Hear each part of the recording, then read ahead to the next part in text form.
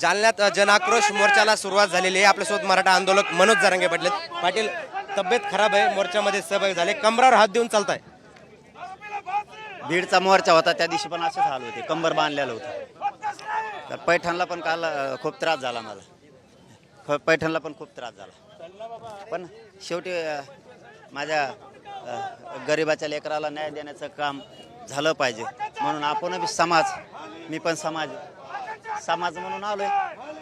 निवांत बसणार, खाली जोवर बसणं होतं तवर, आणि जास्त त्रास व्हायला लागला तर मग मात्र समाजाची दिलगिरी व्यक्त करून मला गाडी सुरू करून संभाजीनगरला जायला लागणार. पाटील, आता जे मोर्चे निघतात याच्यात परती मोर्चे निघणार आहेत महाराष्ट्रामध्ये. लई चांगला पायंडा आहे ना देव. धनंजय मुंडेने खूप पदाचा चांगला दुरुपयोग करायला लागला आहे. बेस्ट आहे, लय चांगला निर्णय त्याचा. आरोपी सोडायचा, मोर्चा काढून आरोपीला पाठबळ देणं, ही चांगला निर्णय त्याचा, लय बेस्ट निर्णय आहे. प्रतिमोर्चाचा नवीन एक योजना त्यांनी काढली वाटतं. ही नवीन योजना लागू करायला लागला वाटतं. तो आरोपीच्या बाजूनं मोर्चा काढायची योजना. असंच होईल मग राज्यभर. तुमचं बी काहीतरी होणारच आहे ना, कारण सुख दुःख हे प्रत्येकाच्या वाट्याला आहे. त्या टायमाला बी मग बाकीचे समाज बी लाखाने येते ना रस्त्यावर प्रतिमोर्चे घेऊनच, आरोपीच्या बाजूनं सोडा म्हणून. आता तुम्ही तसं करायला लागले मला तरच होत असतं.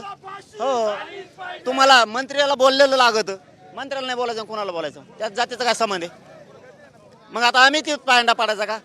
आमच्या मंत्र्याला आमदाराला बोललं काय म्हणा, चाल आमच्या याला बोलू नको.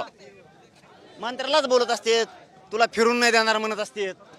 मी गुंडाला बोललोय, धनंजय देशमुखांना धमकी देणाऱ्याला बोललोय, कुठल्या जातीला नाही. खोलात चालला धनंजय मुंडे, तू खोलात. 25 तारखेनंतर समोरासमोर बघू असं तुम्ही इशारा दिलाय त्यांना काल. कायदेशीर बघू म्हणलं मी त्याला, कायदेशीर. लय कुठं नाहीत त्याचे, परळीपासून मुंबई पोत. एकदा 25 तारखेच्या नंतर वेगळे आहे ना, कायदेशीर बघावं लागेल असं म्हणलं. कारण आपण भेट नसतो कुणाला. एकदा माझं गोरगरिबांच्या लेकराचा न्यायाचा प्रश्न आहे, आरक्षण हातातोंडाला आलेला घास. एकदा 25 जानेवारीचं उपोषण होऊ दे, मग बघतो. त्याला म्हणलं होतं नादी लागू नको. त्याने लाभार्थी टोळी, गुंडाची टोळी उठवतो ना, आरोपीच्या बाजूने उठवतो. कसले आणते धरून आणि ते मोर्चे काढायचे म्हणतात, प्रतिमोर्चे कसले बी. ते किरळ लागलेले शेळीचे शेपट कसले बी, नुसता जातीय तेढ निर्माण करतात, जातीवाद करतात. काय मिळणार आहे धनंजय मुंडे तुला जातीय तेढ निर्माण करून? बाळा सावध व्हय. पाटील, कुठेतरी तुम्ही परभणीनंतर बोलल्यानंतर काही ठिकाणी राज्यभरात तुमच्यावर गुन्हे दाखल होतात, तुम्ही एका समाजाच्या भावना दुखावल्या म्हणून. कोणत्या समाजात दुखिल्या? कोणचा समाज? काय समाजाचा संबंध आहे?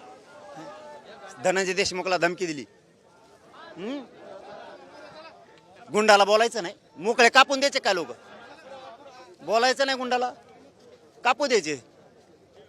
सोमनाथ सूर्यवंशी मारून टाका सगळे, ते वाकोडे टाका मारून. तुम्ही बोलायचंच नाही म्हणलं, गुंडाला बोलायचं नाही का? वंजाऱ्याला बोललो का?